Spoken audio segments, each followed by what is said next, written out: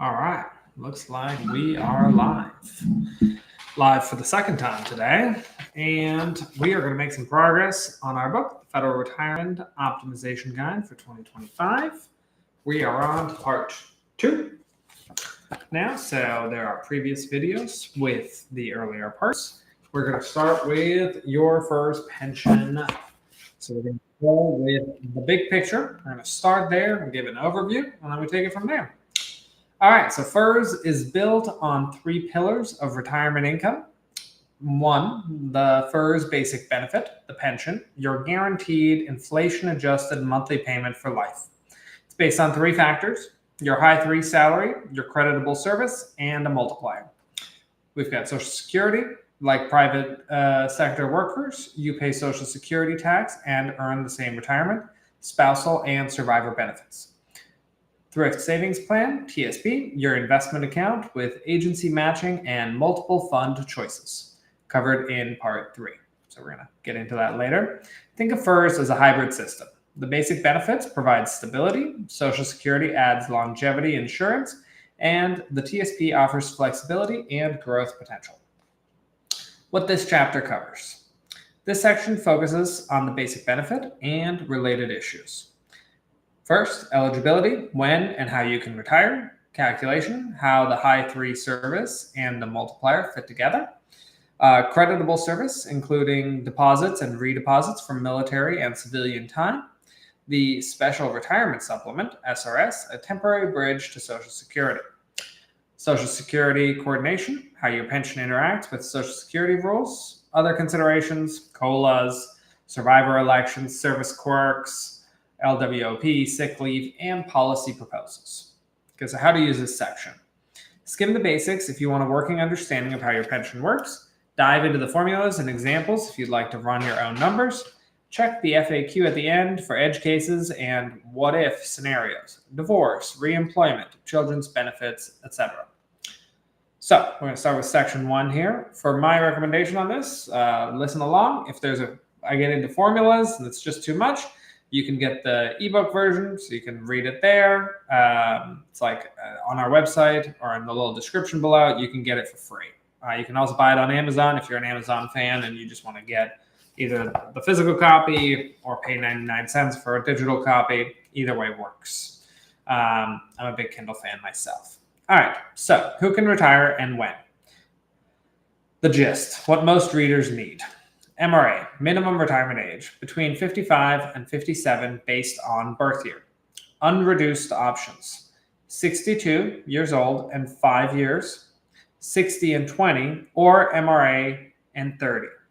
There's MRA plus 10, there's also MRA/10 to 29 allowed, but your pension is reduced unless you postpone it. Other paths, early DSR, there's some agency offers, deferred, leave with more than 5 years, start later, postponed, an MRA plus 10 variant, disability, 18 plus months and can't perform the job. The job must also apply for SSDI. All right, so let's go through these a little bit more in detail because that's a lot of data, okay? So there is 62 years old with at least 5 years of service. There's 60 years old with 20 years of service, or minimum reduced age for minimum retirement age with 30 years of service. So these all result in the unreduced annuity, meaning you get paid every single month at the full percentage, okay? Now, there's an alternative scenario, which is basically if you at least hit your minimum retirement age, you have to hit minimum retirement age, right? So let's just start there. You have to hit minimum retirement age. If you do that with less than 30 years, or one of the other 2 scenarios we just talked about, there is a 5% per year reduction for each year under 62. There's a formula on that. You can postpone the start date to reduce/avoid this cut. So let's give an example here. Let's say your minimum retirement age is 57. Okay. Now, if you take that and you've done at least 10 years, and you could have done all the way to 29 years, which I don't know why you wouldn't wait another year at 29, but just math-wise, you could lose 25% of your benefits if you retire at 57. This year, this is particularly relevant. There's early discontinued service, the VERA or DSR. So this is offered during workforce reshaping, lets you retire early under agency authority. Then there's the option to defer your retirement. Okay, so you can retire earlier than 62. There's some downsides to this, but if you leave before immediate eligibility with at least 5 years, and then delay it to when you are 62, that's the most common, then you are not negatively impacting your pension. So that gives you an option there. There's also the disability that we talked about. You have to have at least 18 months of FERS service. No suitable accommodation reassignment must also apply for Social Security disability. Okay, so let's go into the exact calculation for your FERS pension. It's the high 3 times the number of creditable service years times a multiplier. So the high 3 is the highest 36 consecutive months of base pay. It includes locality. It excludes overtime and bonuses and awards and any pay above caps. So service, this is civilian with deductions plus pre-1989 temp if you deposit, plus military deposit, plus unused sick leave. And the unused sick leave is only for this calculation. It does not count towards your 30 years. So if you're like, oh, I've done 29 years and 6 months, but I've got 6 months of unused sick leave, you have not hit the 30 years. Multiplier, so it's 1% for most, or 1.1% if you retire at 62 with more than 20 years. So that's an additional 10% bump. Part-time, the high 3 uses full-time rate, but benefit is prorated by hours worked. Pay cap for GS, basic plus locality, generally can't exceed executive for $195,200 in 2025. Amounts above the cap don't boost your pension. Okay. Details if you want them. How OPM handles months and days. They convert total service to years and months. Leftover days are dropped. Sick leave converts the same way. Odd days under a month don't count. So this is something a financial advisor could help you with. If you're like, hey, how much sick leave do I want to use? If you've got whatever, let's say 2 months, 7 days, you might want to use those 7 days because you're going to lose them anyways. And that also gives you an idea of when you should retire, like what day. It's like you work 30 years, 3 months, and 17 days. Well, all those 17 days don't count towards your retirement. Okay, so let's take an example. If Maria, we're just going to take this as an example, works until she's 61 for 27 years, and our high 3 is 90,000. It would be 90,000 times 27 years times 1% is 24,300. She waits until 62, only 1 more year from an actual work perspective. She gets the multiplier changes to 1.1%. So 90,000 times 28 times 1.1 is 27,720. It's an additional $3,400, $3,420 a year, right? So divided by 12, almost $300 a month. I don't know about you, but another year might be worth an extra $300 a month. Giving an example on part-time, how part-time works. If you John worked full-time for 10 years, and then 5 years at 50%, so part-time. The high 3 is 80,000, so we're just doing that off the full-time. The 5 half-time years contribute 2.5 years, so for computation purposes, you get 12.5 years. So we're looking at, if you're retiring before 62, it's 80,000 times 12.5 years plus times 1% is $10,000 a year. So think about $800 a month. All right, let's look at creditable service, deposits and redeposits. Some service doesn't count unless you buy it, make a deposit.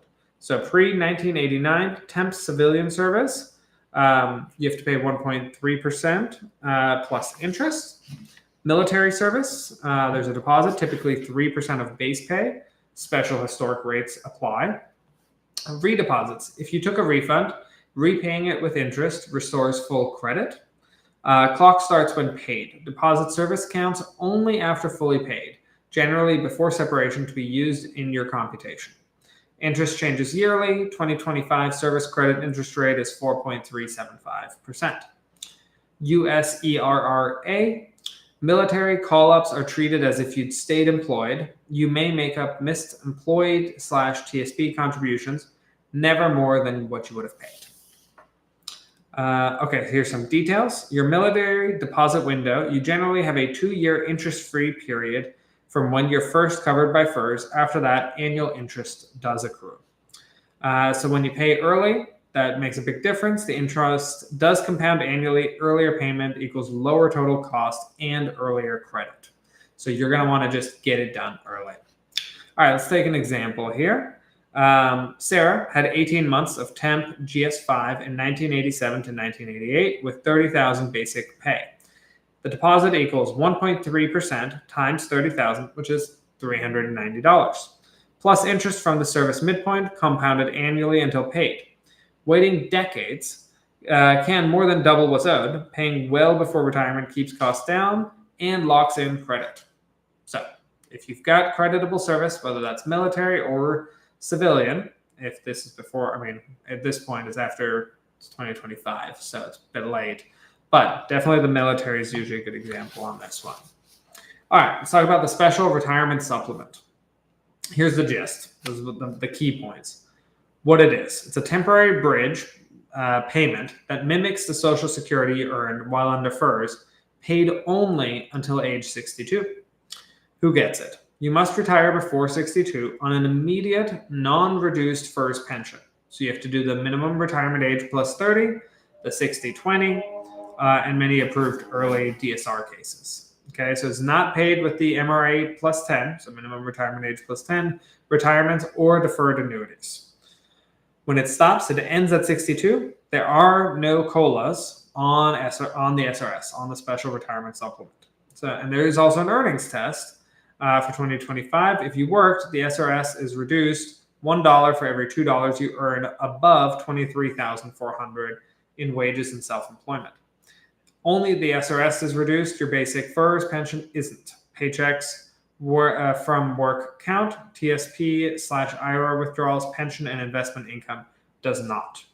Okay, so let's do some quick do-it-yourself estimate. Good enough for planning. Your SRS, your annual on this, is your age 62 Social Security estimate times the FERS years divided by 40. OPM makes the official calculations. Here's how to do it in 2 minutes. Grab your age 62 benefit from your My Social Security statement. Count your FERS covered years, round to the nearest whole year for a rough estimate. Multiply by FERS years and divide by 40. If you'll earn income before 62, subtract the earnings test reduction. So that was a lot of math there. You can totally skip it. Here's an example just to make it a little easier.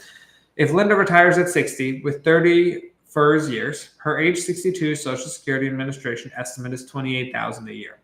SRS before earnings test is $28,000 times 30 divided by 40, which equals about $21,000 a year, about $1,750 a month.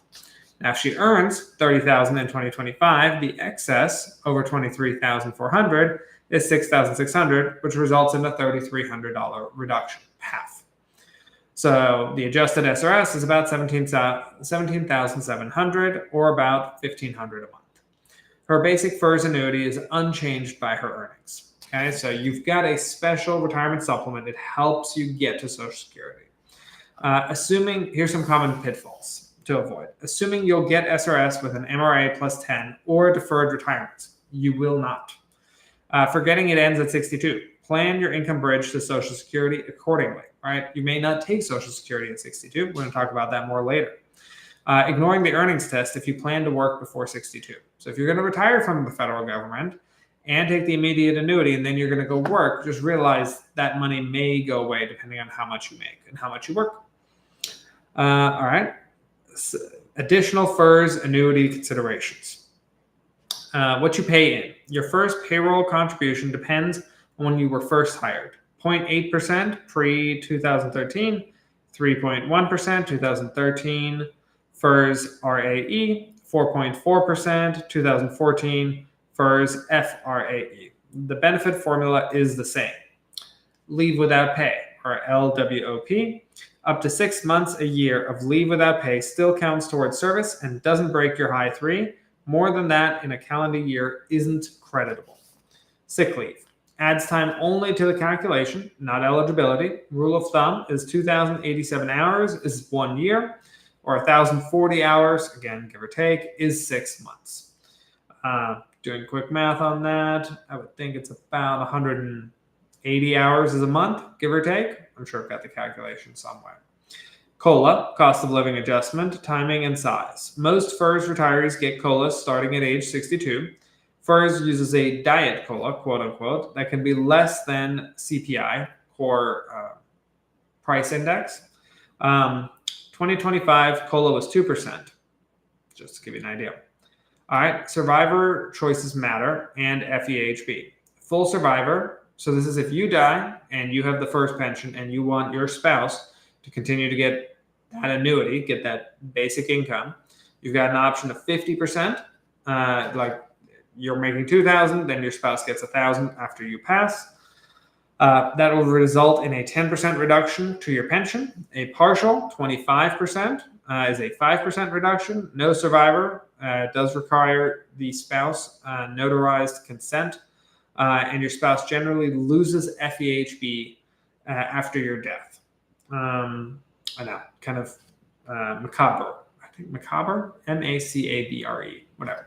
Well, talking about death is what it is, I guess.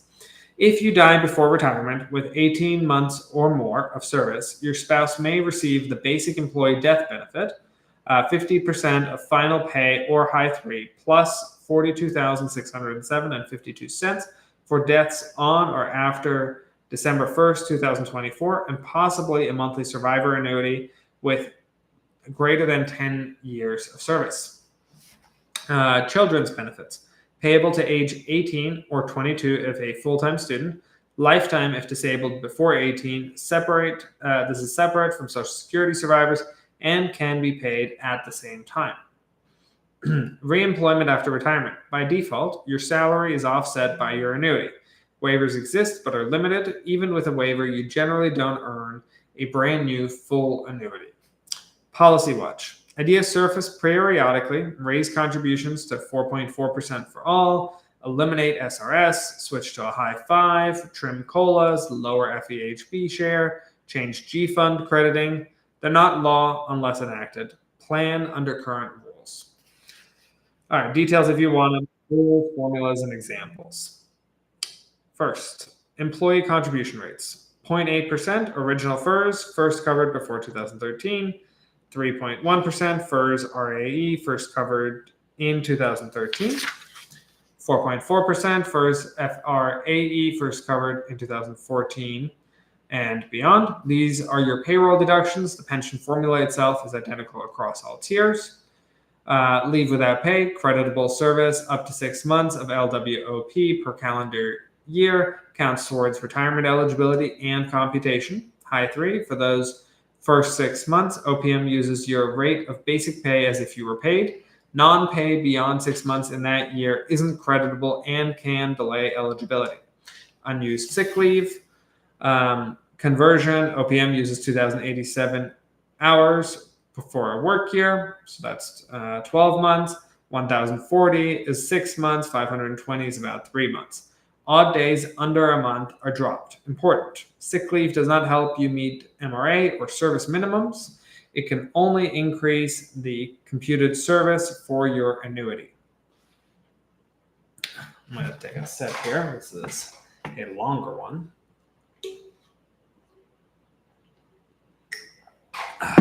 Okay. COLAs on your FERS annuity. They generally start at 62, earlier for disability retirees. And the formula is a diet COLA. So if the CPI is less than 2%, COLA equals the CPI. If it's between 2 to 3%, the COLA is 2%. If CPI is greater than 3%, COLA equals CPI minus 1%. The reference point, January 2025, first COLA was 2%. Year specific, this is updated annually. Survivor elections. Full survivor is 50%. Your pension is reduced by 10%. Partial survivor, 25%. Your pension is reduced by 5%. No survivor's spouse must consent. Notarized spouse generally cannot keep FEHB after your death. Choose with your spouse, considering life insurance and other assets. If you die before retirement, with 18 months or more of civilian service, spouse may receive the basic employee death benefit, which is 50% of final salary, or high 3 if higher, plus $42,607.52 for deaths on or after December 1st, 2024. OPM adjusts amounts periodically, verify the current figure. With 10 or more years, a monthly survivor annuity may also be payable. Children's survivor benefits paid until 18 or 22 if full-time student. For life, if disabled before 18, separate from SSA survivors, can be paid concurrently. Amounts are statutory and adjusted periodically. Reemployment annuitants. The default salary is reduced, offset by the annuity. Waivers. Agencies can request dual compensation waivers. It is limited with a waiver. You typically accrue annual/sick leave, but generally lack RIF protection and don't build a brand new full annuity. Some supplemental credit rules may apply. Get it in writing. Clarify offset waiver conditions before accepting. Policy Watch. Proposals, examples not enacted. Raise all employee contributions to 4.4%. Eliminate the SRS. Use high 5 instead of high 3. Eliminate FERS COLAs and trim CSRS COLAs. Lower the government share of FEHB. Alter TSP G fund crediting. Stay informed. Plan based on current law. All right, so here's a couple examples. Timing to age 62. If you'll have 20 plus years by 62, the bump from 1% to 1.1% plus one more year of service often beats retiring earlier. Run both scenarios. Part-time years. Your high 3 uses the full-time rate, but your annuity is multiplied by a career-wide proration factor. Actual hours divided by full-time hours. Sick leave. It never helps eligibility, so it is what it is there. But, so for example, if you've got 19 years, 8 months, actual plus 1,040 sick leave, 6 months, 20 years for the computation, which matters if you retire at 62 plus, qualifies for the 1.1% multiplier. Deposits. Paying deposits, redeposits earlier avoids compounding, for example, 4.375% in 2025, and locks in credit for your computation. Planning checklist. Confirm your MRA, total creditable service, and any deposits, redeposits needs with HR. Decide whether working to 62 changes your multiplier, 1% to 1.1%. Inventory pre-1989 temporary and military time, request deposit quotes. If retiring on an immediate unreduced annuity before 62, estimate your SRS on plan for the 23,400 earnings test. Coordinate your Social Security claiming with the end of SRS and your TSP withdrawals. Remember, up to 85% of Social Security can be taxable depending on income. Choose your survivor elections with eyes open to FEHB consequences, document decisions, and beneficiaries. Heads up, annual figures, COLAs, earnings tests, interest rates, IRMA, thresholds, etc. change. So update numbers during your retirement year. All right, bada bing, bada boom. So next, we're going to get into the FERS Pension Estimator worksheet. This is something you could print out when you've got the digital. I'll be honest, we'll probably actually skip this and go into the FERS MRA timeline at a glance. I think this is going to be a little bit better from an experience perspective. And then after that, we are going to get into the frequently asked questions. So that's going to cover us through the rest of part 2. And I'll see you guys soon.